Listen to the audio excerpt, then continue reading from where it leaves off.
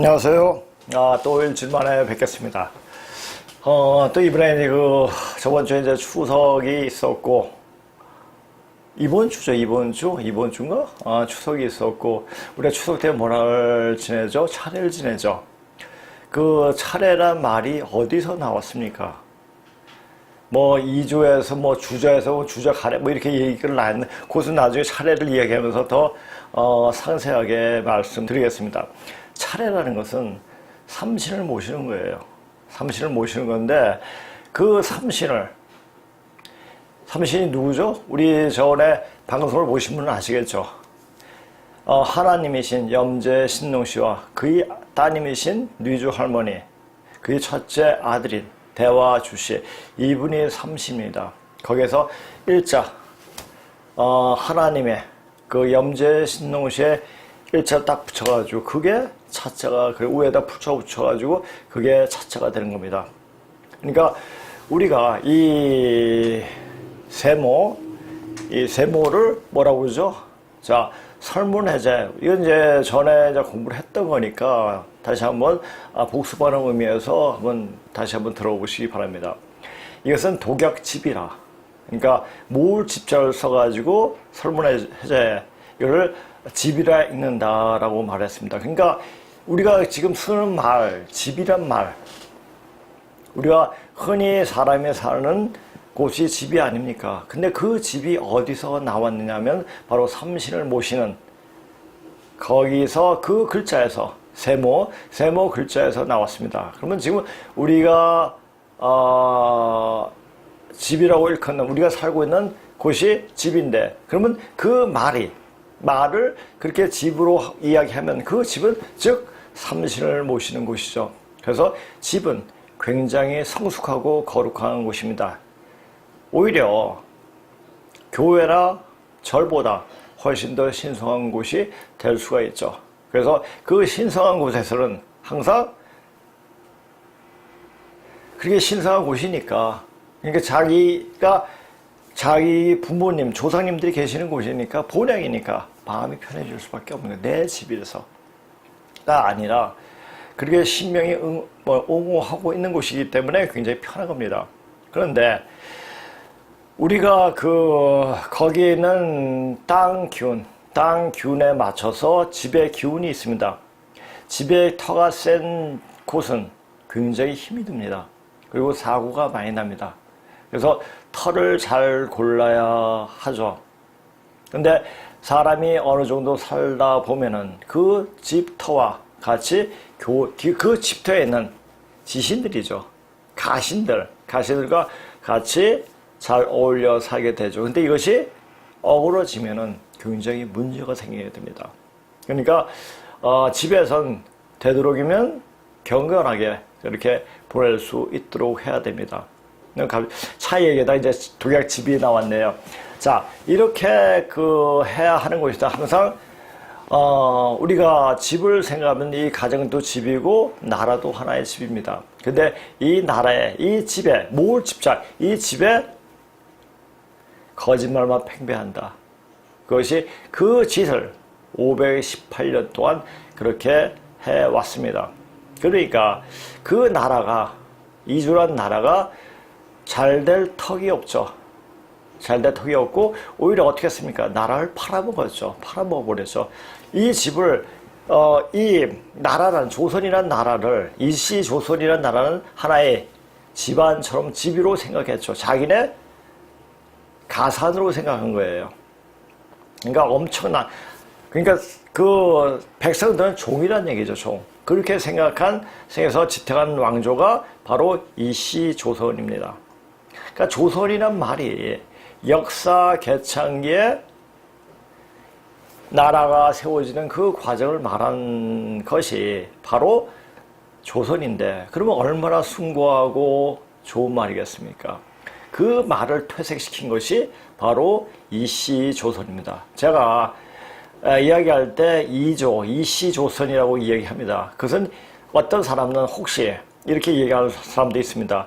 일제가 그렇게 불렀기 때문에 네가 일시조선 왜 그렇게 폄하해서 부르느냐? 왜 일시조선인데 왜 그게 폄하입니까? 폄하가 아니죠. 있는 그대로 불러주는 거죠. 그러니까 그 자체도 이조에 대한 인식 자체가 굉장히 안 좋은 거예요. 안 좋으면서도 그런데 그래도 좋게 말하고 싶고 미화하고 싶은 겁니다. 근데 지금 시간대에 와서 이제 역사를 정확하게 보고 진단하고 그리고 준비를 해야 됩니다. 아니, 준비가 되어 있어야 됩니다. 우리가 저 대륙에서 쟁패를 다투지 않고 왜 그 고조선의 왕가가 바로 이 한반도로 왔겠습니까? 바로 여기가 열매, 인류의 열매를 맺는 곳. 열매 맺는다면 먼저 인간이 완성되는 곳이기 때문에 이곳으로 왔죠. 이곳은 굉장히 성스러운 땅입니다. 그러니까 무슨 경상도, 전라도, 충청도, 경기도, 뭐 이렇게 강원도 이렇게 얘기하고 있지 않습니까? 근데 그렇게 얘기하는데도 도에 어긋난 짓을 많이 한다. 도에 어긋난 짓이 뭡니까? 간단하게 생각해서 뭡니까? 도라는 것은 참된 것. 도가 아닌 것은 거짓된 거죠. 자, 거짓된 것이 장구하겠습니까? 참되게 사는 것이 장구하겠습니까? 일시적으로 거짓이 팽배하면 어느 정도 그것이 세상을, 나라를 이끌 수가 있습니다. 근데 그 거실이 이 한반도에서 30년이 넘게 되었습니다. 이제 넘어갈 때가 된 거죠. 이제 거짓이 완전 말라 떨어지고 참된 것이 열매 맺을 때가 되었습니다. 열매 맺을 때가 됐습니다. 그러니까 열매 맺지 못한 쭉정이들은 그냥 나가리가 되는 거죠. 자, 또 어떤 사람들은 이렇게 말을 하죠.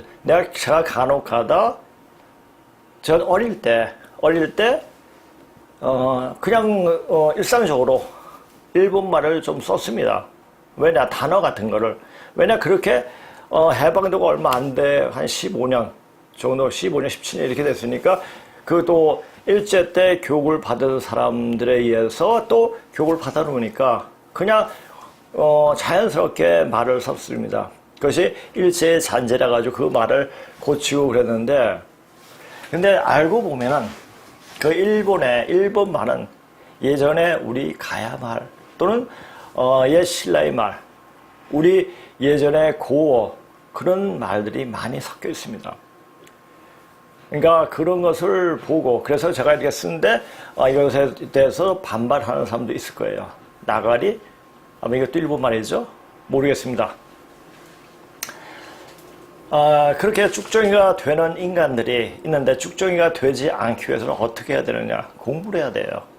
무슨 공부? 참된 공부를 해야 돼요. 어떤 공부를 해야 되죠? 몸 공부를 해야 돼요. 몸 공부와 정신을 깨는 공부를 해야 됩니다. 몸 공부를 어떻게 합니까? 자, 제가 말하는 몸은 천지 기운을 몸에서 응용할 수 있도록 할 수 있는 몸을 만들라는 것입니다. 굉장히 상식적으로 보기가 굉장히 힘들죠. 어떻게 그것을 만드느냐? 그건 수행을 통해서, 말로 통해서, 소리를 통해서 되어지는 겁니다. 우리 이 사람의 소리는 바로 천지 소리입니다. 자, 우리 말 자체가 천지인으로 만들어지지 않습니다. 우리 말로는 세계 어느 나라 언어도 다 그렇게 표기할 수가 있죠. 그거 마침 우리는 전 세계를 포용할 수 있는 말을 가지고 있다는 얘기이기도 합니다. 그러니까 그 말 속에서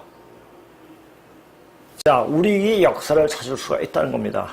그러니까 말 속에서, 언어 속에서, 물론 인류학자들은 그 나라의 역사 근원을 찾는데 가장 확실하고 중요한 것은 뭐냐? 바로 언어다 라고 이야기합니다. 그러나 이 언어학에서 제대로 연구하고 공부한 사람은 별로 없습니다.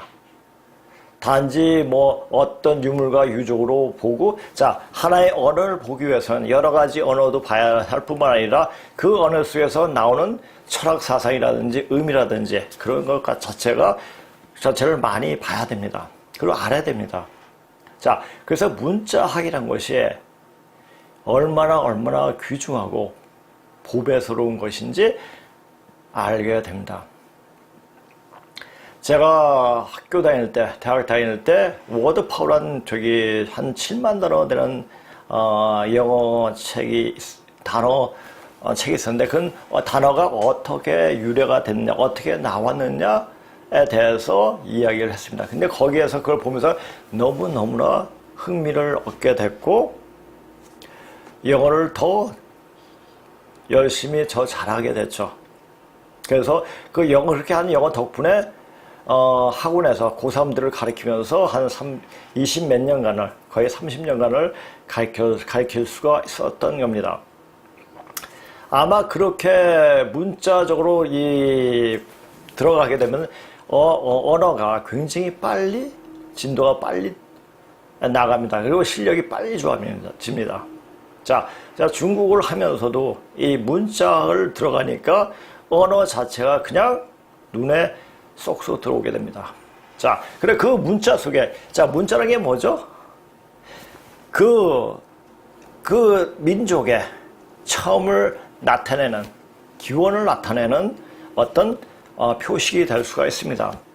인간의 사상이나 생각, 여타 모든 것이 담겨 있다는 얘기죠. 그냥 나오는 말은 없습니다. 그 말 하나 자체로 봐도 그 나라의 그 심성이 어떻고 그 스케일이 어떤 걸 알 수가 있습니다.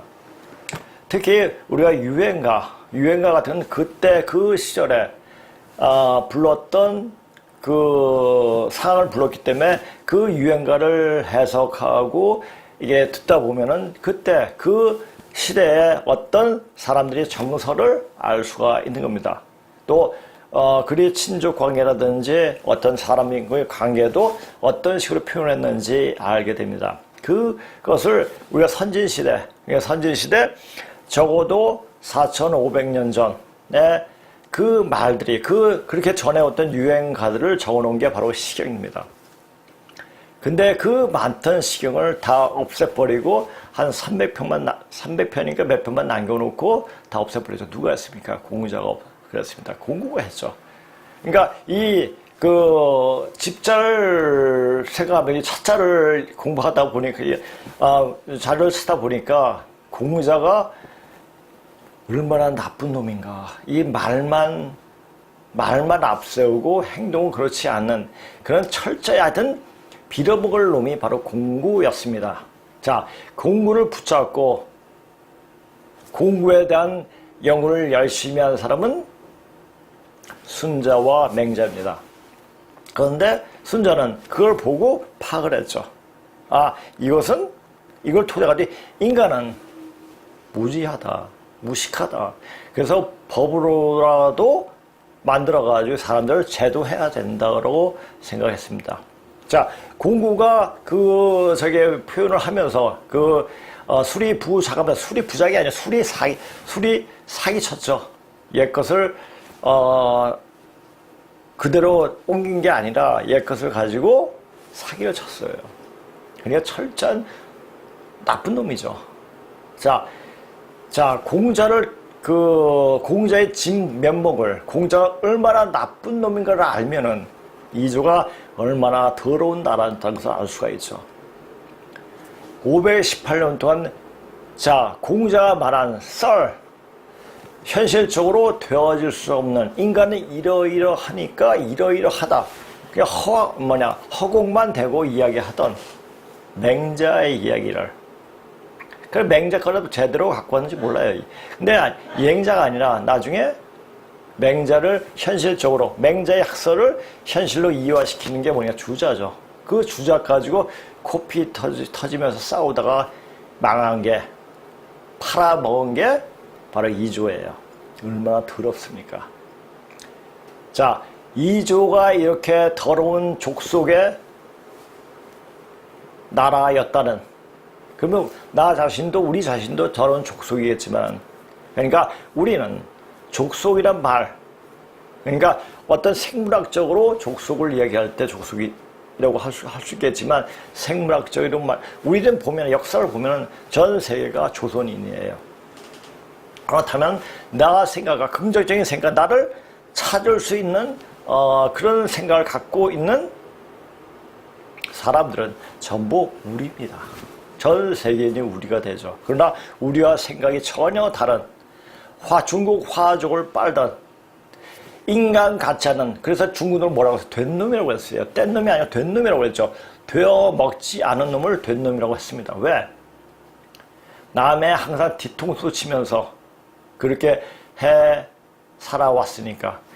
어떤 사업하는 사람이 항상 이런 말을 하죠. 중국 놈하고 언제가 하도 잘 하다가 항상 뒤에 가서 뒤통수 친다고 하더라고요. 그런 놈들이 그것이 거의 5,000년 동안 지속이 돼 왔습니다. 그런 놈을 빨고 따라하는 그런 인간들은 인간이 아니죠. 자, 왜 빨았겠습니까? 이성계가. 자, 고려를 망하게 하고 고려를 침탈하고 왕관을 세웠는데 명분이 없어요. 다 그 고려의 왕조들을, 그 귀족들과 왕족들을 다 죽여버렸죠. 그러니까 어떤 명분이 없으니까 명나라도 등에 업고 명나라한테 사대하면서 그렇게 518년 동안 지탱해 왔던 거죠. 그러니까 시진핑이, 그냥 스끈평이가 뭐라 얘기했죠? 스끈평이 뭡니까? 시진핑이죠. 시진핑이 뭐라고 했어요? 조선은 대한민국 우리의 속국이다라고 얘기했죠. 이 조선 때문에 그런 말이 나온 거예요. 얼마나 치욕스러운 얘기입니까? 우리는 동방문명의 세계 문명을 포태한 바로 그런 주인공인데, 그 역사적 사실은 다 감춰버리고 그 짓을 역사를 완전 뒤엎어버린 게 뭡니까? 공구죠, 공구. 공자, 공구죠.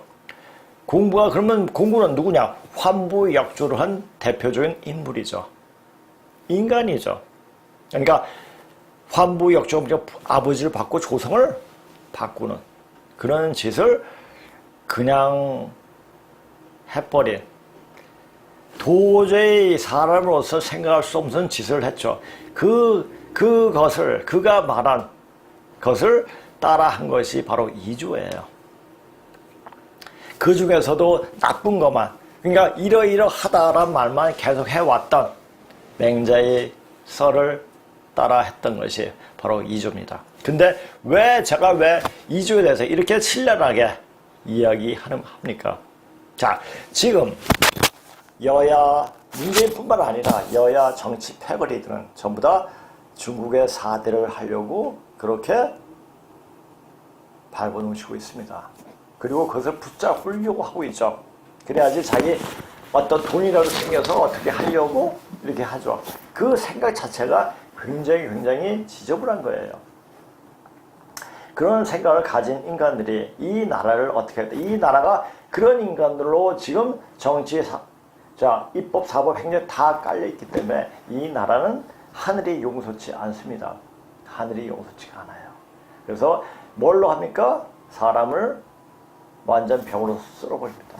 그래야지, 병으로 쓸어야지 원망이 없지. 서로 죽이고 핥히고 이렇게 하다 보면은 살상하고 하면 원한이 맺히죠. 이제는 원한이 풀어질 텐데 그 전쟁이나 싸움으로 원한을 맺게 하지는 않죠. 자, 천재이치가 그렇습니다.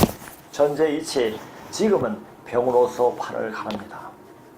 자, 이제 앞으로 점점 센 병이 오게 됩니다.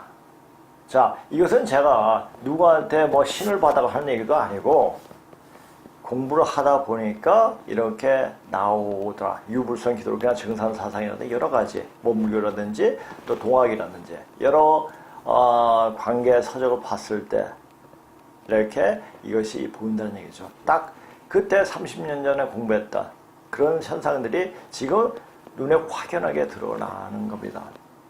그러니까 저는 한 36년간 기다렸던 거죠. 공부하면서. 자, 이제 그 시간이 왔는데, 자, 근데 이제 그 시간이 왔으면 그 시간에 그냥 많은 사람들이 가는 넓은 길로 갈 것인가? 아니면 내 본심을 찾고 우리 조선 뿌리를 찾을 수 있는 길로 갈 것인가? 좁은 길로 갈 것인가에 대해서 이제 길을 결정해서 가야 할 때입니다. 그 길이 바로 나를 살리고 내 조상님들을 살리는 일입니다. 그 길로 가는 것은 굉장히 힘들어요. 자, 그리고 그 길을 가기 위해서는 엄청난 고통이 수반됩니다. 고통과 아픔이 수반되죠. 그 아픔이라는 게 뭐냐? 그 아픔은 나 자신을 성숙시키기 위한 도구라는 얘기죠. 어떤 큰 스님이 이런 말씀하신 적이 있죠. 대병은, 큰 병은 대각, 큰 깨달음을 위한 선생이다 라는 말이 있습니다. 말하셨죠. 자, 아신 거예요.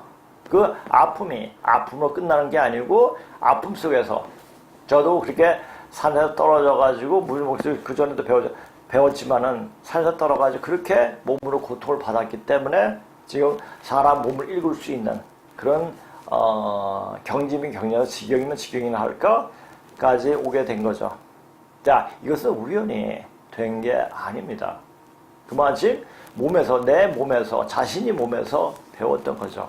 이것은 책으로 글로도 말할 수가 없고 입으로도 말할 수가 없습니다. 그것은 느껴야 돼요.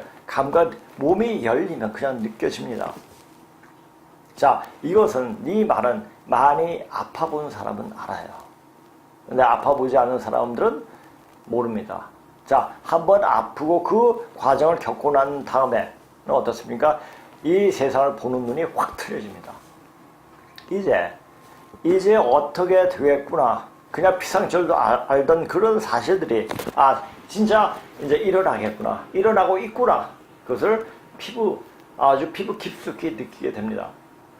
자, 지금 일어나는 일들 굉장히 난매 상태에 빠졌죠. 어디로 갈지 모릅니다. 그런데 이 길은 바로 터닝 포인트 하는 시점입니다. 제가 늘상 말했습니다. 2021년 올해부터 터닝 포인트가 되는 시점으로 들어가는 겁니다. 저는 그렇게 알고 있습니다.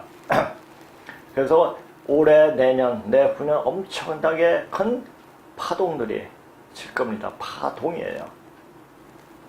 엄청난 그런 파동이 쳐가지고 아마 세상이 갈물이 되는, 다시 새롭게 되어지는 그런 모습으로 되어질 것입니다. 자, 근데 그것을 알고 준비를 해줘야 돼요. 근데 제가 지금 이렇게 하는 방송을 들으면서도 설마 그럴까? 라는 사람도 있을 겁니다. 그것은 그 사람, 기국에 그 정도밖에 안 되기 때문에 그냥 그렇게 받아들이면 됩니다. 그 사람을 더 성숙시키게 하고 더 나아지게 할 시간은 이제 없습니다. 그 사람 설득시키기 위해서 할 시간도 없고, 모르면 죽는 거예요. 알면 살죠. 자, 알고 우리가 뭡니까? 몰라서 죽는 거예요. 무지해서 죽는 거죠. 그게 뭡니까? 죄예요. 자, 4개를 부정한 거예요. 그게 죄죠. 인간이 생로병사, 그 다음에 추동, 그렇죠? 또 원의 운세, 이게 우주의 일련을 이게 얘기할 때 그 자체도 흥망성쇠, 이런 거 많지 않습니까? 이런 사계를 내 자를 모르는 거예요. 이런 과정들을 잃지 못하는 거죠. 그게 무지예요. 그게 죄예요, 죄. 모르면 죽을 수밖에 없습니다. 자, 알면 준비를 합니다. 알면 죽는데 어떻게 아느냐? 자, 그것도 알도 중요하지만 지금 우리가 지금 어느 시대에 살고 있는가를 정확히 진단을 할 줄 알아야 돼요. 그리고 우리나라는 어떻게 살아왔는가, 이 한반도 내에서만 우리 역사를 이야기하다 보면 낭설만 생겨요. 삼국이 생기지 우리는 뭐였지? 어디 있었지? 어디서 왔지? 그러니까 하나 만들어서 당군이라는 어떤 가상적인 인물을 만들어 놓고 그 소설을 써나가는 겁니다. 그 대표적인 책이 뭡니까? 환단고기예요. 자, 환단고기는 고구려 봉에서 신라봉에는 없어요. 고구려를 적토로 봤어요. 미친놈이죠. 고씨는 황제족이에요. 허는 황제족. 중국 화족이죠. 자, 그렇다면 중국의 적통이 오히려 당이나 수당에서 수당은 선미족이죠. 선자가 어디서 나오죠? 곤에서 나오는 겁니다. 곤이 누구죠? 전후 고양시의 셋째 아들입니다. 양자이기도 하지만은 자, 그것을 아셔야 돼요. 그렇게 알고 봤을 때 과연 삼국이 고구려가 통일한 것이 맞았나? 당을 신라가 당하고 같이 합세해가지고 삼국을 통일한 것이 맞았나? 요거부터 다시 한번 봐야 돼요. 그것을 신채호는 미친놈이죠. 만국통이라고 해서 신라가 삼국을 통일해서 만국통이라고 그랬어요. 정신 빠지는데 역사적 생각이 없는 신채호도 약간 공산주의적 색채가 많이 강한 사람이에요. 특히 당군 빠진 애들은 거의 다 빨갱이들이 많습니다. 그리고 그 빨갱이들이 개량 한복을 많이 입고 다녀요. 저도 예전에 또 가을이 되면 개량 한복을 많이 입고 다녔어요. 그건 제가 산에서 다치고 몸이 좀 불편해가지고 한복을 이제 편하니까 개량을 계속 입고 다녔는데 저랑 같이 공부하던 한 분이 박 선생 그거 절대 그거 입지 말라고 자꾸만 종용을 합니다. 저 편해서 입는데 그것은 그 좌파들이 많이 입는다고. 자, 겉은 그렇게 자기가 어떤 민족 본연의 근거를 찾고 있다고 이렇게 보이게끔 한복을 입고 뭐 개량 한복을 입고 다닌다고 이렇게 하더라고요. 그래서 개량 한복 근데 편하니까. 자, 지금은 그래도 이제 몸이 많이 회복됐기 때문에 이제 한복도 있고 보통 평상복도 있고 이렇게 하는데 저는 평상복을 못 입었어요. 왜? 너무 불편해가지고 이제 몸이 거의 회복됐기 때문에 어떤 옷도 이제 마음대로 입죠. 그래요. 그러니까 걔네들은 어떤 그 겉에서 보이는 모습, 나는 무엇을 하고 있다를 보여주기 위해서 보여주는 시계. 중국 떼놈들 똑같아요. 환동고 입 빠는 애들 빨갱이들이 많고 그리고 중국 빠는 애들이 많아요. 근데 고구려가 화족의 나라니까 우리 말을 쓴다고 종자가 바뀝니까? 아니죠. 자, 중국 화족들은 항상 뭡니까? 뒤통수 치는 게 일입니다. 절대 또 자기 것을 제대로 창조하지 못하는 인간들이 그것을 남의 거 베껴가지고 그것도 내 거야. 저것도 내 거야. 내 것도 내 거, 네 것도 내 거야. 이렇게 하는 놈이 바로 중국 되놈들입니다. 그러니까 예로부터 된놈이라고 하는 이야기가 나오지 않았는가 싶습니다. 되어먹지 않는 놈. 자, 그렇다면은 우리나라 역사가, 우리나라 지금 현재 이런 상태가 어떻게 지금 되고 있는가? 그 자체가, 제가 이제 저번에 주작 이야기 하면서 하는데 너무 양이 작더라고요. 그래서 한 2회에 걸쳐서 이제 성리학과 주작에 대해서, 성리학이 똑같죠. 그거에 대해서 말만 다를 뿐, 그에 대해서 이제 구체적으로 이야기할 겁니다. 그래서, 또, 차에 대해서 얘기하고, 또,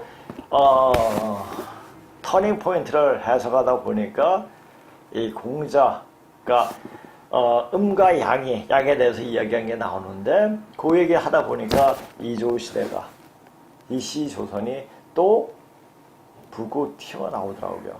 하면서 공자가 또 튀어나오고 공자가 어떤 새끼냐?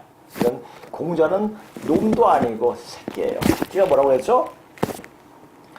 자, 제가 얘기했잖아요. 여호와가 하늘을 뜯어 고치다라는 어떤 설화 속에 사람을 곱게 만들었는데 너무 힘들다 보니까 새끼줄에다가 진을 붙여서 탁탁 터는데 그것이 사람은 되었는데 그것은 뭐라고 씁니까? 새끼예요.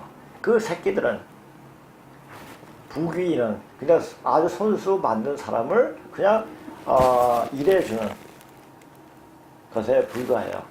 그러니까 공자는 그런 귀한 사람이 아니죠. 그래서 새끼예요. 그래서 욕이 아닙니다. 고사에 나오는 대로 바로 이야기하는 겁니다.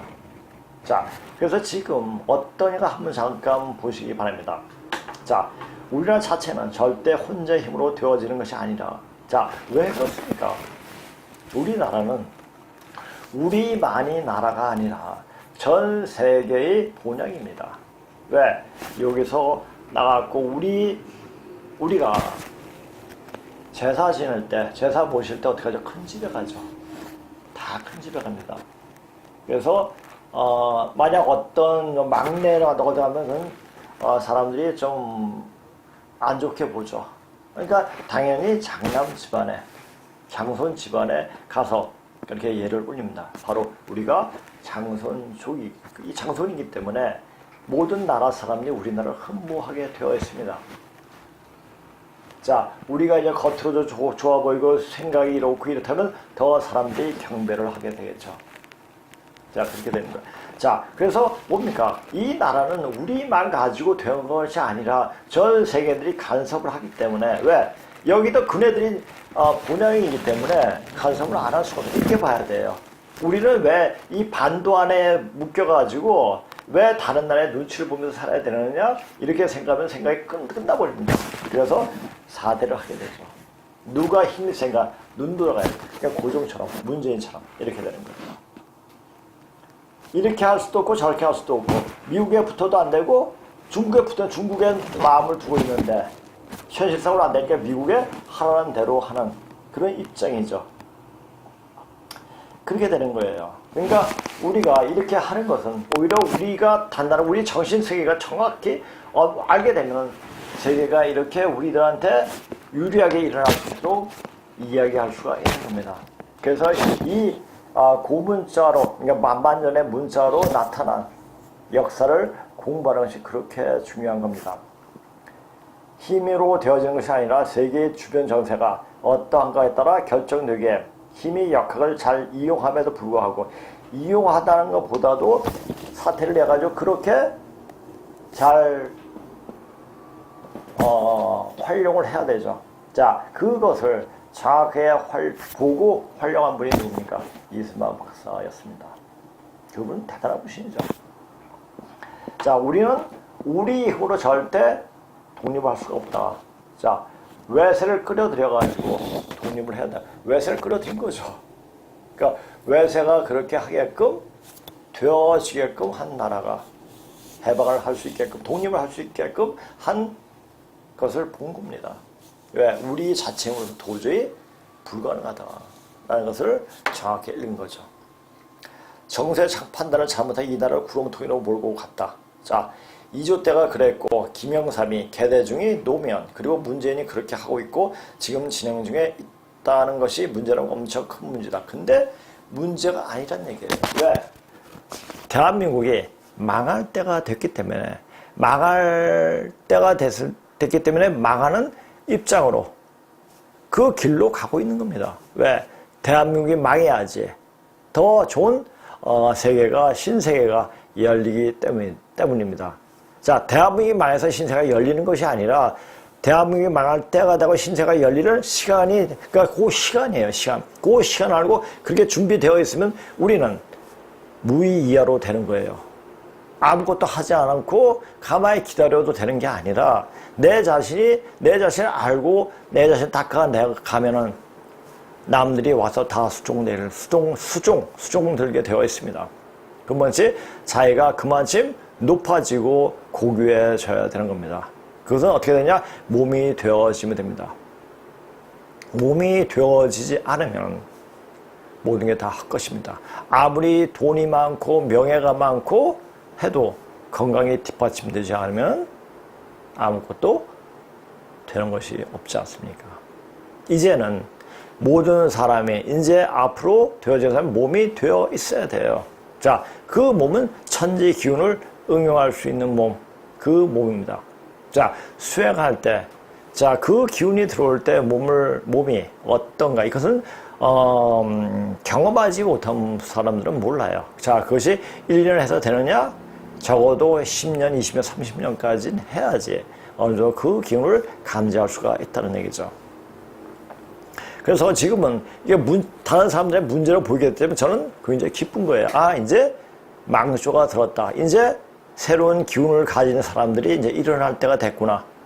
자, 근데 지금 중국이 굉장히 몰리고 있습니다. 걔네들 몰리면 어떻게 됩니까? 혼자 절대 죽지 않습니다. 자, 그렇다면 너 죽고 나 죽자 라고 나오게 됩니다. 자, 중국 무안에서 무안폐렴을 해는 심지어 코로나를 뿌렸듯이 또 거기에 그거보다 조금 더 센 것을 뿌리게 되죠. 전에 한번 박사구의 어떤 문명개항가 그거 봤을 때 중국 무안에서는 10배, 100배인가요? 더 강한 그 치명적인 바이러스를 준비하고 있다고 하지 않습니까? 왜 준비하겠습니까? 뿌리려고 하는 거예요. 그것이, 자, 그 시발이, 그 시작이 어디서 시작된다고 그랬죠? 바로 군산에부터 시작됩니다. 군산 계곡동에서 그 병이 돌기 시작합니다. 돌기 시작하면 그날로부터 확 돌아버립니다. 제가 그것까지 알아요. 그 사람이 누군지를 알아요. 누군지도 알아요. 누군지가 아니고 그 성이 무슨 시라는 것까지 알고 있습니다. 자, 근데 그 사람한테 그렇게 되니까 지금 준비해라. 말 못해요. 이미 그 사람은 그렇게 되어 있으니까.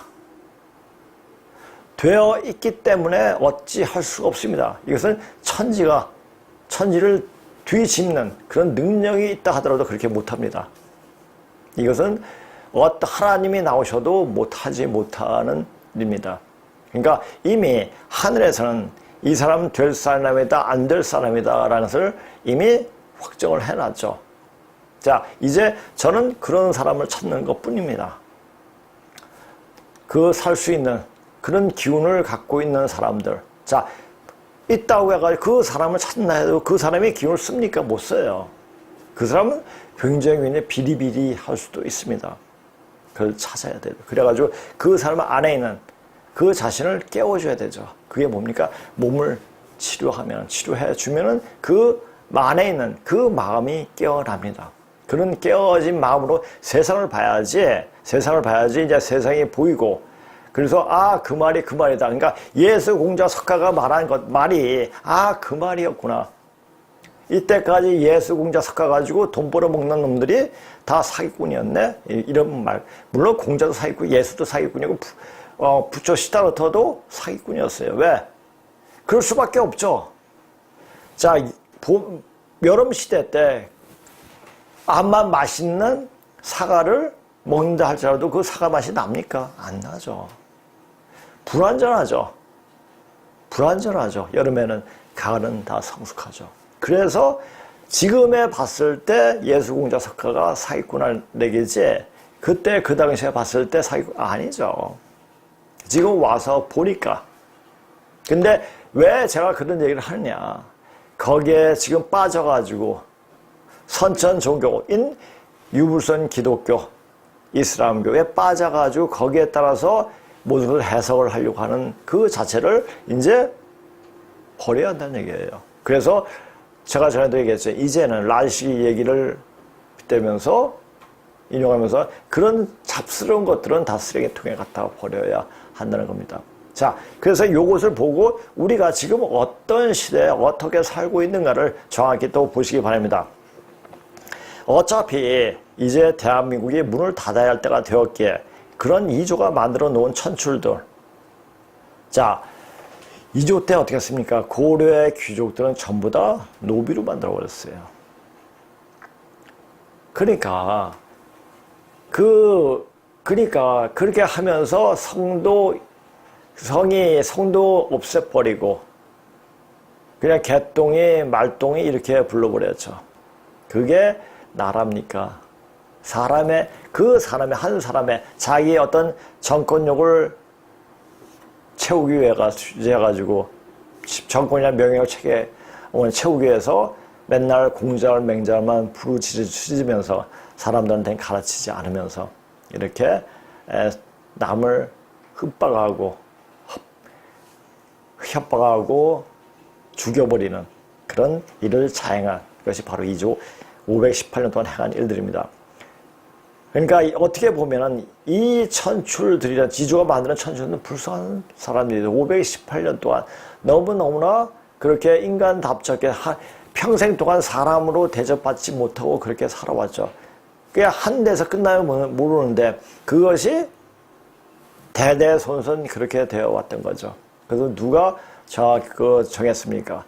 우리가 말하는 성문이라 말하는 세종이 그랬죠. 천하의 나쁜 놈이죠.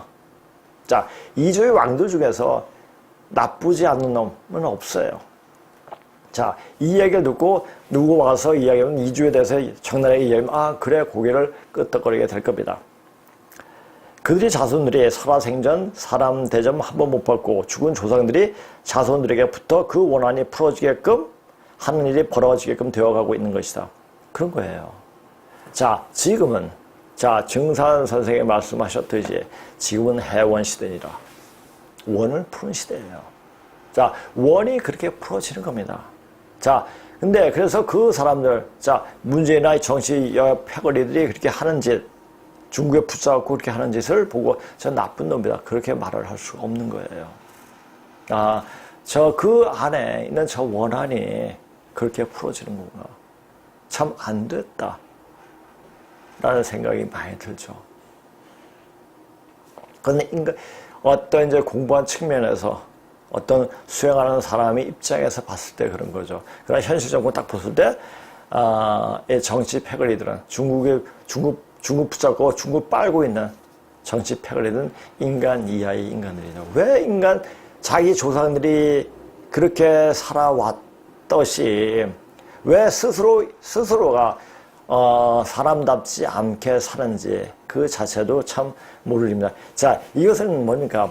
하나의 사람의 문제로 풀어지는 것이 아니라 바로 신계의 어떤 역할 또는 신계에 벌어진 일에 대해서 알면은 그렇게 수긍을 하게 되죠. 자, 항상 제가 이런 얘기하면 진인사 아니 이신사 법칙 이치가 있고 신이 개입해서 현실로 이루어진다 이렇게 얘기했지만 그것이 과연 현실로 어떤 식으로 어떻게 이때까지 이루어졌는지는 말을 제대로 하는 사람 못 봤습니다. 이신사 법칙만 이야기했죠. 왜? 역사를 모르기 때문에 그렇습니다. 자, 신이라는 게 뭡니까? 현실에 사람 살다가 죽은 사람이 바로 신이에요. 귀신. 자, 귀체가 어디서 나왔다고 그랬죠? 자, 제후가 우임금이 자기 아버지 제국을 좀 하나님 자리에 올리려고 만든 게 귀자예요. 그러니까 요 귀자에 고구문 보시면 알겠지만 귀가 커가지고 제국을 나타내는 그런 글이 있습니다. 그것도 하나 같이 집어넣을 겁니다. 자, 그런데 그 원한만 풀고 가면 되는데 이조 때 이미 망한 명을 붙잡고 오매불망 뗀 놈들이 하수인 소중화임을 아주 자랑스러워했던 이조의 왕과 사대부 그리고 양반들이 하던 짓을 지금이 여야 정치꾼들이 망해가고 있는 중국을 붙잡고 똑같이 그 짓을 하고 있다는데 이때가 해원시대란 말이 더 실감스럽게 들리기도 한다. 그러니까 왜 그러냐? 저거 왜 그러면 안 되는데? 이것이 아니라 그래서 그럴 수밖에 없구나라는 것을 볼 줄 알아야 돼요. 그리고 그냥 살아가면 됩니다. 자, 이제 막바지 어떤 일이 지금 진행되고 있지 않습니까? 그 말 자체가 어떻게 보니까 백신이란 말이에요. 그렇죠? 흰신이라는 말이죠. 자, 그것을 이제 더 그 오해에 대해서는 더 이상 말을 하지 않겠습니다. 그럼 언제부터 그렇게 중국에 굴쭉하면서 사대하는 일이 벌어졌는 것을 구체적으로 살펴봐야 하는데 그때 이것을 보면은 이조가 건국을 하면서 이조를 건국해야 하는 명분이 없으니 명을 등에 업고 명에 사대하는 것으로 이씨 왕조를 지탱하는 근본을 세우지 않았는가 보여진다. 그런데 그제 사대하는 것을 명이 망했는데도 지속이 되었고 심지어는 일제시대까지 숨어서까지 죽은 명나라 왕이 제사를 지냈던 것이다. 자, 우리 송시열이가 그 명이 왕의 명 휘종인가? 제사를 지내기 위해서 만동묘를 세웠죠. 자, 만동묘를 세워가지고 명나라 왕들이 제사를 계속 지냈습니다. 그것이 1937년인가 30몇 년까지 계속 지속이 되었다고 합니다. 일제시대 때 숨어서까지 제사를 지냈다고 합니다. 그러니까 얼마나 미친놈들이에요. 정신 빠진 놈들이죠. 지금이 어떤 시대인지를 모르고. 자, 지금 시대를 명확히 알아야 돼요. 이제 우리가 정신 차려야 됩니다. 정신 차리고 우리가 누군 줄 알면은 이것이 객관적으로 보여요. 그러나 우리가 누군지를 모르면은 이것이 왜 우리나라, 우리가 우리 뿌리인 이씨 왕조를 왜 폄하하느냐.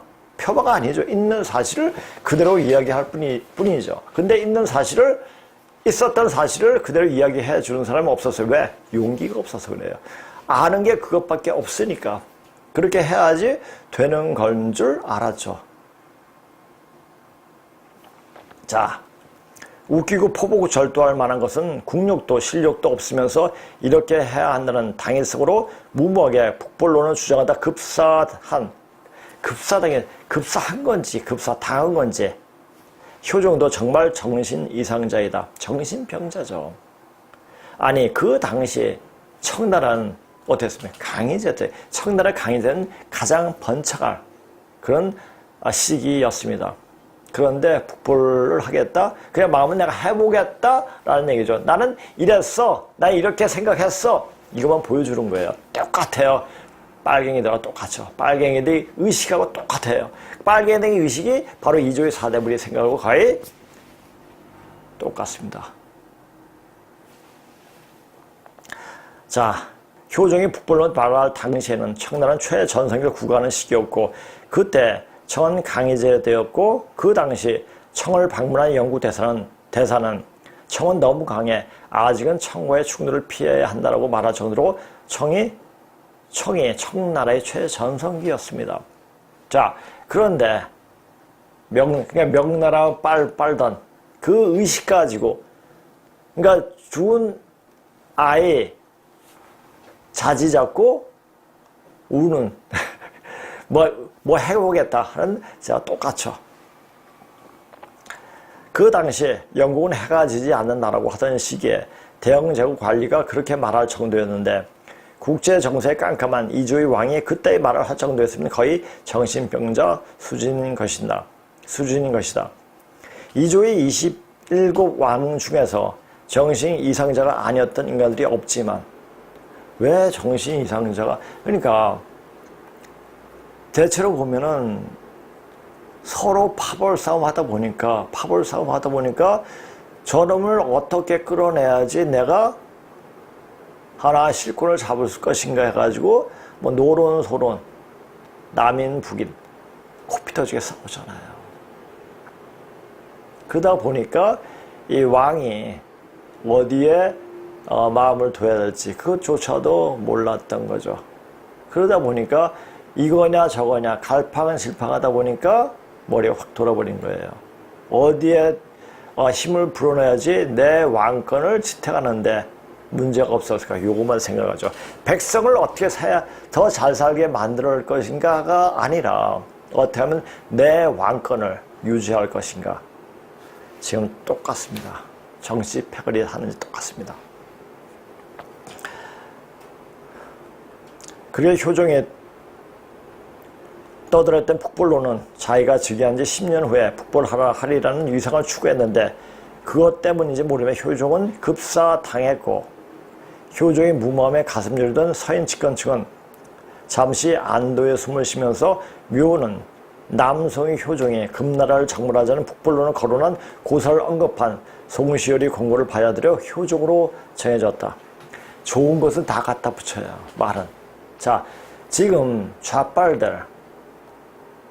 빨갱이들은 어떻게 했습니까? 말은 좋은 말은 다 갖다 붙입니다. 근데 행동은 그러지 않죠. 똑같아요. 이조 때의 사대부들, 양반들하고 똑같습니다. 그런 짓을 똑같이 해요. 제가 전해드리겠죠. 죽은 귀신들이 618년 동안 사람한테 대접 한번 못 받고 죽은 그 아주 불쌍한 그 원혼이 자손 떼가서 풀린 겁니다. 어떻게 보면 참 서글프죠. 인간의 삶이 이렇게 되어지는 건가. 자, 지금은 이제 수학되어지는 때이기 때문에 이제는 그런 입장에서 역사를 보고 역사를 말해야 됩니다. 왕과 사대부 그리고 양반들이 고리타분한 성령에 빠져들어 망해가는 명나라를 하나처럼 떠받들면 국방 강화에 게을리한 결과 병자호란의 미중이 대재난이 일어났고, 자 보세요. 임진왜란 때는 자 의병들이 굉장히 많이 일었습니다.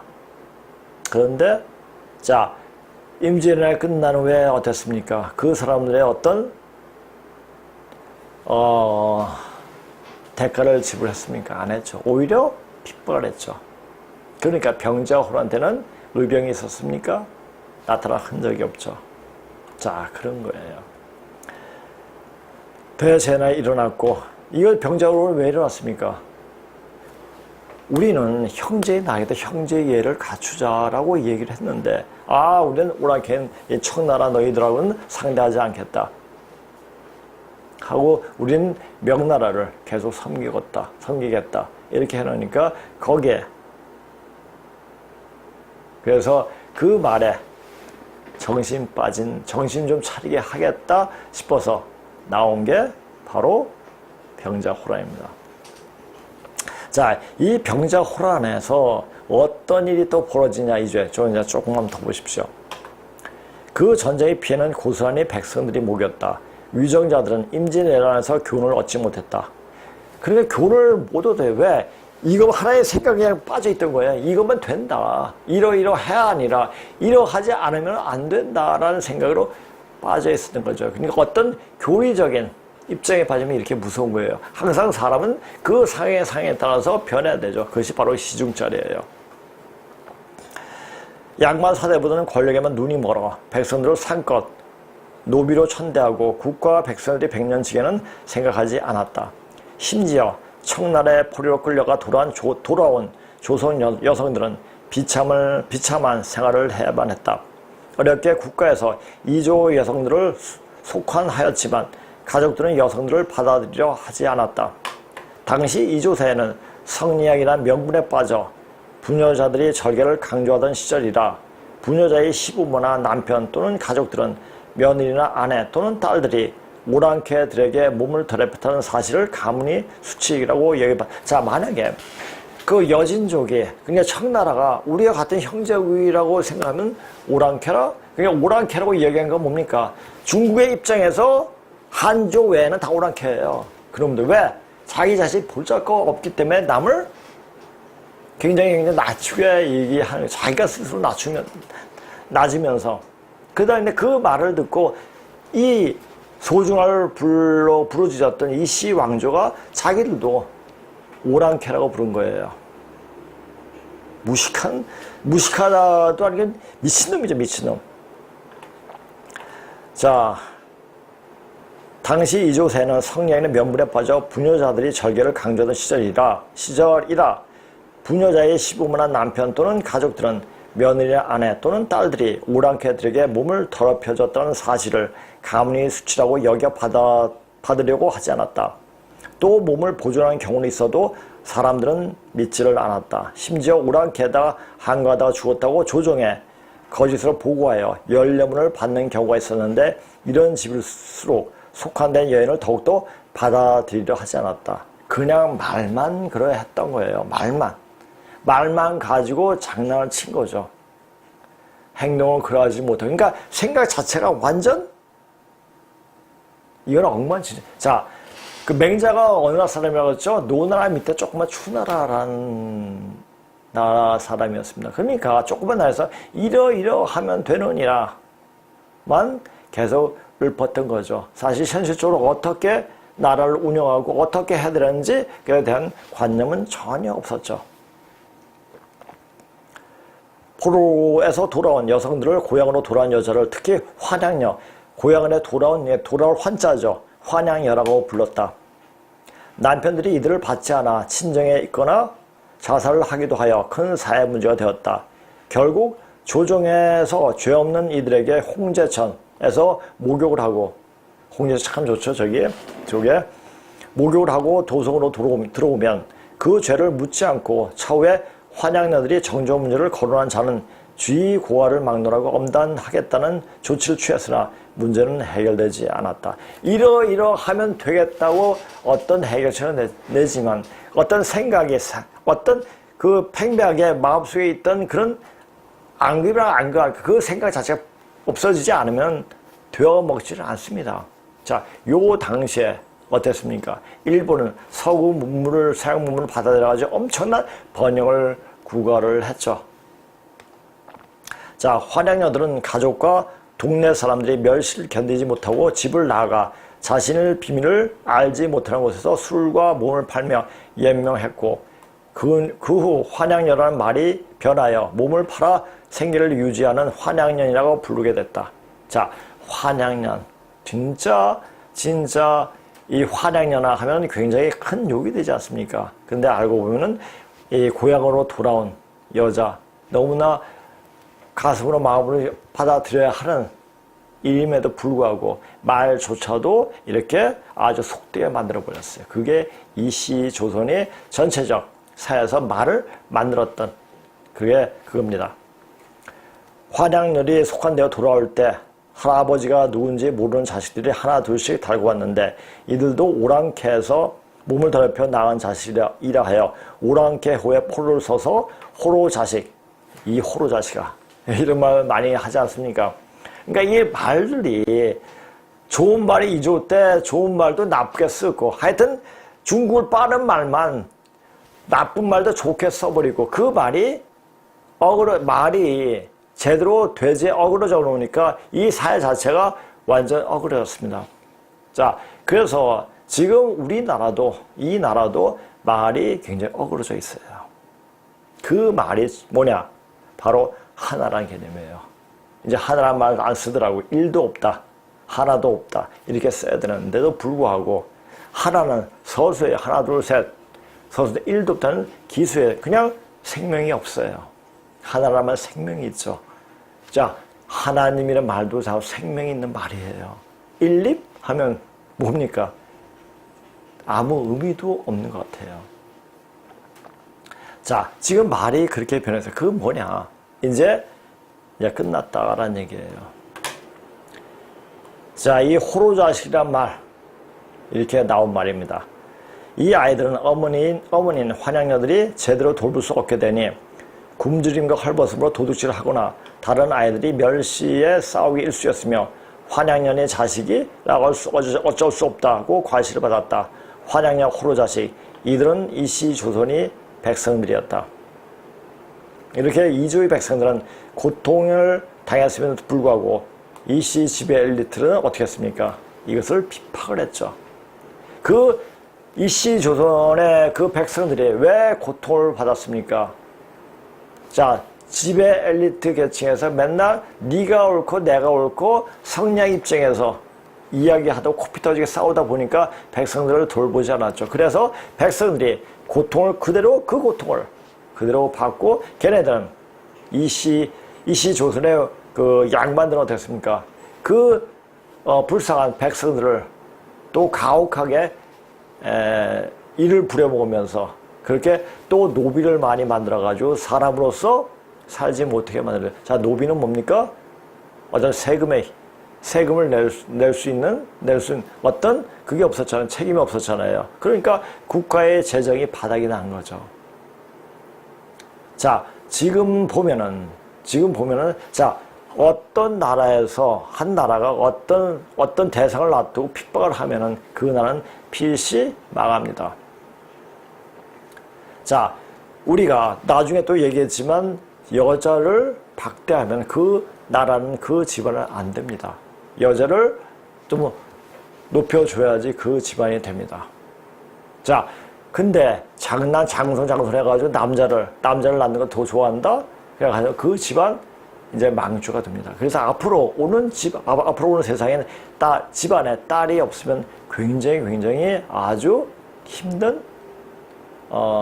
가정의 집이 될 겁니다. 그걸 아시면 됩니다. 그러니까 아들, 딸 관계없이 그렇게 애를 낳으면 되는데 지금 지금 사람들이 애를 많이 낳지 않고 또 낫지 못하게 만들고 있습니다. 그게 뭐죠? 그건 다 아실 겁니다. 병자호란에서 당한 치욕을 청산하려는, 자, 그러니까 마음만 그래요. 그러니까 꼬마가 장성하는 두드러 맞고 너 죽여버리겠다, 이런 게 뭡니까? 이런 생각을 갖고 있는 거예요. 그러니까 북벌론을 주장했던 거죠. 미친놈이죠. 복수 설치 구호가 완전히 청산된 것은 아니었다. 오히려 반청이식은 사야 전반에 광범위하게 유포되었다. 이렇게 해서 조선은 무려 150에서 200년 동안 동양의 최강대국 청국과의 교류를 끊고 자칭해서 문화적 세국주의 길을 가갔다. 이 세국주의 시작이 바로 조선의 멸망을 초래한 거죠. 조선의 멸망을 초래했고 결국 나라를 팔아먹는 지경에 왔죠. 이런 세국주의가 어떤 식으로 나타났느냐에 한번 다시 한번 보겠습니다. 그 전에 먼저 복수 설치란 말에, 자, 이 인조가 무릎을 기워서 저기 어디죠? 서울 삼전동이죠. 삼전동 굴복이라고 그러죠. 그 눈에 와서 기어가지고 청나라 왕한테 굽신 거였죠. 이게 수치라고 생각한 거예요. 병제호란 때 왕이 인조죠. 성을 나와 직접 항복한 일은 조선이 지배 엘리트에서 큰 충격이었다. 당시 조선이 군부와 신자 관계로 이념화되어 있던 명을 저버리고, 자, 그런 명은 임금이고 아버지고, 우리는 저기 이조의 사대부는 신하고 자식이고, 이런 얘기죠. 로 이념화되어 있던 명을 저버리고 명을 망하게 한 그 원수인 청에게 충성을 맹세한 이는 어떤 논리로도 변명에 불가능한 최악의 불충이자 불효행위였기 때문이다. 자, 요것을 똑같이 하죠. 지금 이조의 사대부를 똑같이 하죠. 누가? 정치 패거리들 다 하죠. 여야 할 것 없이 그렇게 다 하고 있습니다. 그렇다면 이 나라는 이제 희망이 없다는 얘기예요.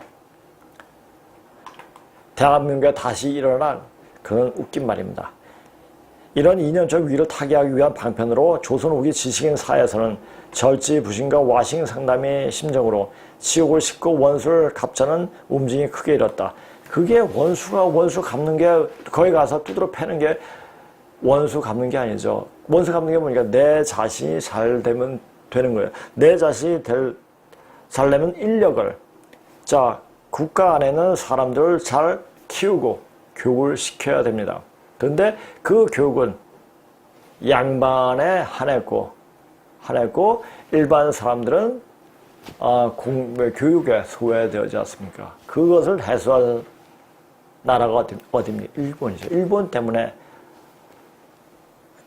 저기 상간 벽지마다 학교가 세워서 공부를 가르쳐서 거기서 공부 더 잘하면 일본으로 데리고 와서까지 공부를 시켜줬습니까? 얼마나 고마운 날입니다. 이걸 아셔야 돼요. 자, 이를 실행하기 위해 이란을 등장한 조선 후기 대표적 사조는 17세기 후반이 북벌 논의와 18세기 춘추 의리 또는 존주주의, 주나라를 존중하는 의리. 그러니까 이 공자에 빠지면 공자가 어떻게 했습니까? 공구가 주나라를 최고의 종주라고 그랬죠. 머리가 되는 어떤 으뜸되는 나라라고 생각하고 그 이상은 다 신하로 치부해버렸죠. 나쁜 새끼예요. 담론을 들 수가 있다. 더욱이 임진왜란도 하나를 맞대고 같이 살 수가 없는 일본의 교류가 단절된 상태에서, 자, 이거예요. 자, 국가는 서로의 이익에 따라가지고 움직이는데, 내가 그 당시에는 일본이 엄청나게 서구 서양 문물을 받아들여가지고 굉장히 발전을 했습니다. 그러면 일본으로 바로 직수해가지고 발전을 시켜야 돼요. 그 아주 편협한 그 마음 때문에 일본을 교류를 하지 않았죠. 상태에서 이시 조선이 고립은 더 심화되었고, 자연히 중국이나 일본 측으로부터 서방 국가들이 동양에 대한 진출에 대한 정보 수집도 소홀해질 수밖에 없었다. 그게 한 번에 딱 닫아 거둔 겁니다. 닫아 걸고 어떻게 했죠? 그냥 쇄국한 거예요. 난 너희하고 안 놀겠다 라는 거예요. 자, 이 나라 정세가 어떻게 하는지 모르겠어요. 자, 좌파들이 빨갱이들이 하는 논리는 뭐죠? 우리끼리라는 얘기, 우리 민족끼리. 그러니까 이런 개념부터 자체가 얼마나 잘못된 거예요. 우리 민족끼리인 것은 이 한번에는 우리 이 살고 있는 사람들을 완전 씨를 말려버리겠다는 얘기예요. 우리 민족끼리란 말이.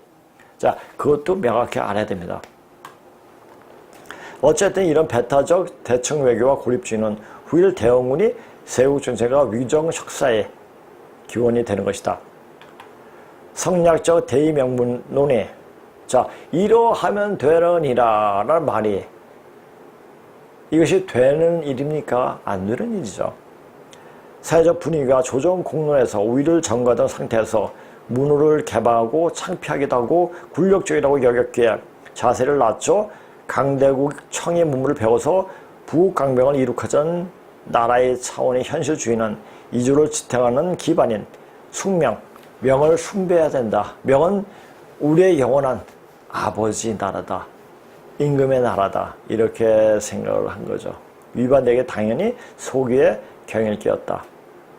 하여튼 낭설에 불과한 성리학의 근거를 두고 이를 고집한 이조는 그래도 억지로라도 남을 설득할 명분이라도 만들 수 있었지만 자, 그것을 사람들이 이야기할 수가 있었습니다. 근데 지금 여야 정치 패거리들은 아무런 철학도 없이 어떻게 하면 자기네가 이 자리를 계속 고수할 것인가란 대한 생각 때문에 어떤 묘수도 술수도 어떤 방책도 내어놓지 않고 줄곧 거짓말로 지탱하고 있죠. 자, 그 거짓말이 나중에 어떻게 큰 참화로 다가올 것인지 이제 개봉박두입니다. 자, 이씨 조선이 지극정성을 섬겼던 명은 1644년 멸망했고 중국 남쪽에서 근근히 명백을 이어갔던 남명 정권도 1662년 붕괴되면서 충성하고 섬겨할 주군을 상실했다. 그러나 조선 사대부의 심정은 살아가는 남편이 죽었지만 남편이 사랑을 잊지 못해 오락인 야만족 청에게 새신랑인 청에게 강제로 재가를 해버린 상태였지만 고인이 된 남편을 수십 년 동안 잊지 못하는 심정 바로 그것이었다. 그러니까 야, 참 이거 보면은 참 이거 생각하다 보면은 울분이 그냥 튀어나옵니다. 아, 그런 족속, 그런 인간들이 지탱했던 나라가 바로 이씨 조선입니다. 자, 이씨 조선 얼마나 지저분하고 더러운 나라입니까? 청의 겉으로 유린당했지만 마음만은 명을 그리워하고 명나라 신종에 충성한 제도를 해마다 거행했다. 이씨 조선은 청의 순순히 마음으로 복종함을 거절하고 마음의 문을 걸어다녔다.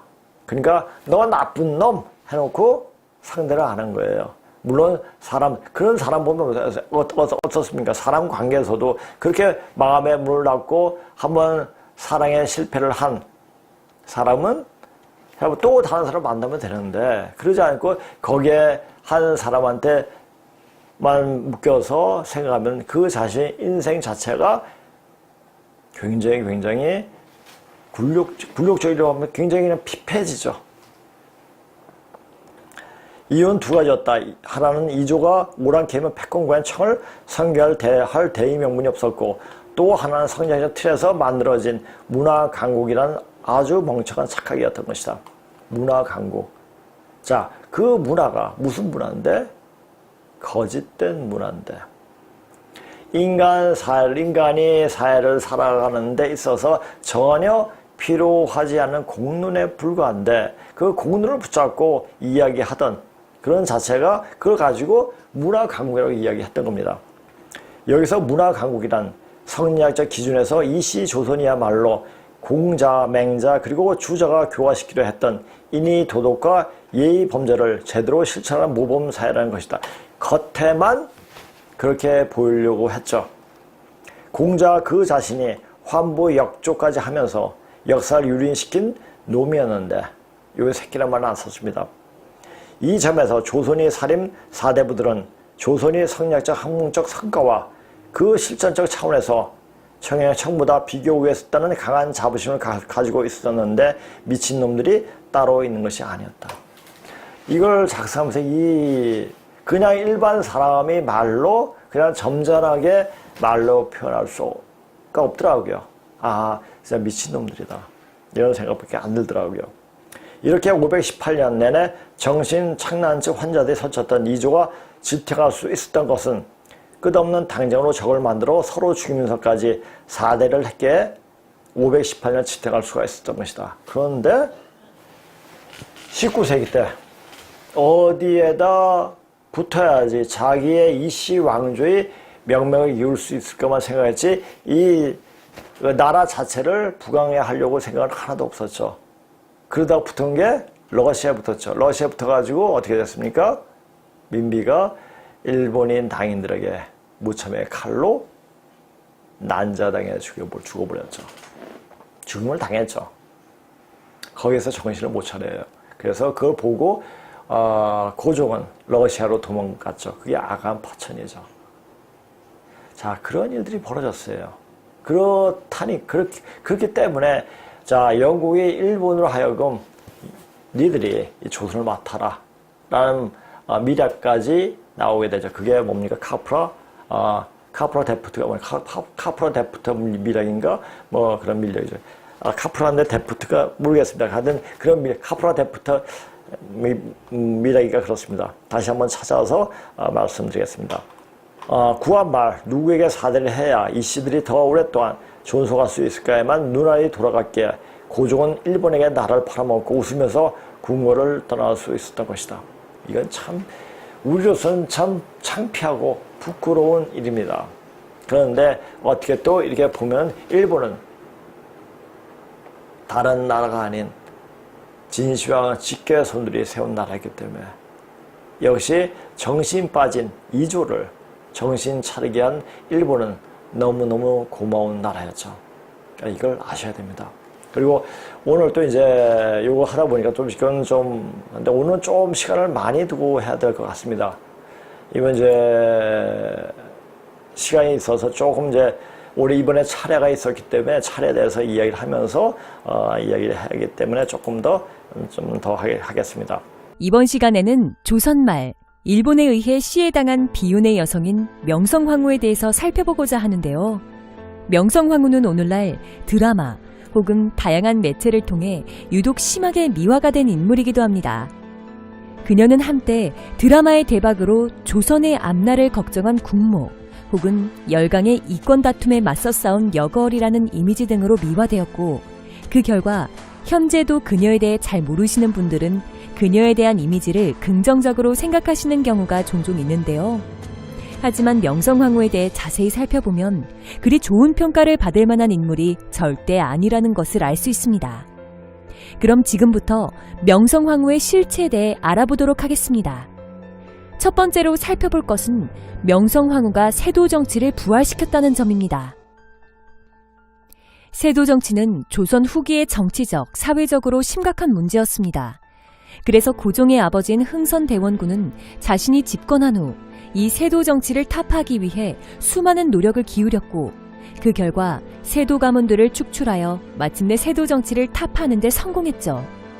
그런데 이후 고종의 왕비인 명성황후의 정치적 입지가 커지게 되자 갑자기 그녀의 가문인 민씨의 일족들이 모든 권력을 독점하기 시작했는데요. 1880년대 중앙과 지방 관직에 진출한 민씨 일가만 260여 명에 이르렀다고 합니다.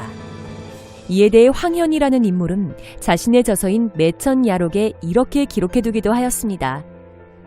중앙의 요직은 물론 지방의 방백, 수령까지도 좋은 자리는 모두 민씨들이 차지하였다.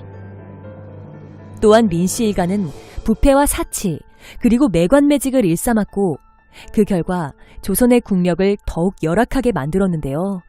특히 민형식이라는 자는 국고에서 70만 냥을 횡령했는데 당시 조선의 국가 세입이 480만 냥이었습니다. 그리고 이 모든 것의 중심에는 바로 명성황후가 있었죠.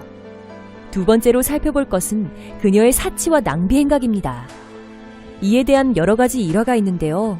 1884년 급진 개화파들이 갑신정변을 일으키는 과정에서 명성황후의 조카인 민영익이 크게 다쳐 목숨이 위험한 상황에 처하는 일이 발생했습니다. 그리고 이때 서양인 의사였던 알렌이 그를 치료해 주었죠. 그러자 명성황후는 그에게 보상으로 10만 냥을 지급하였는데요. 이는 조카를 치료해준 대가로 무려 국가 세입의 48분의 1에 해당하는 금액을 지급한 것이었습니다. 당시 물가가 한 냥에 쌀 20kg을 구입할 수 있었다고 하는데 쌀 2,000톤을 살 수 있는 돈을 치료비로 그냥 퍼준 것이었습니다. 또한 그녀는 릴리아스 언더우드라는 서양인 여성에게 결혼식 축의금으로 자그마치 100만 냥을 주기도 하였습니다.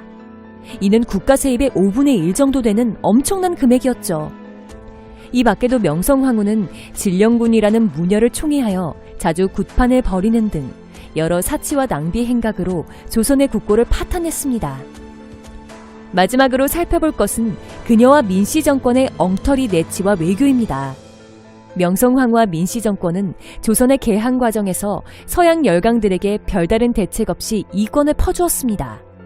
또한 신식군대인 별기군과의 차별 및 봉급 문제 때문에 생긴 구식군대의 불만을 방치하여 이후 이모군란이 일어나 위기에 처하게 되자 외세인 청나라를 끌어들여 자국 군대를 진압하게 했습니다.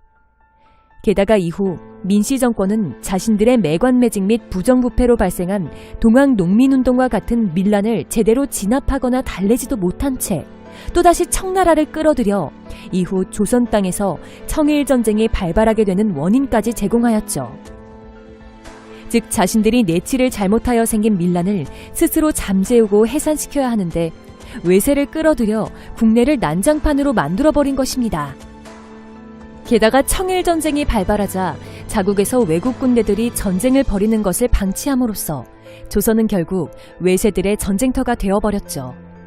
이후 청일전쟁에서 승리한 일본이 조선에서의 영향력을 확대하자 명성황후는 이번에는 러시아를 끌어들여 일본을 견제하려고 했는데요.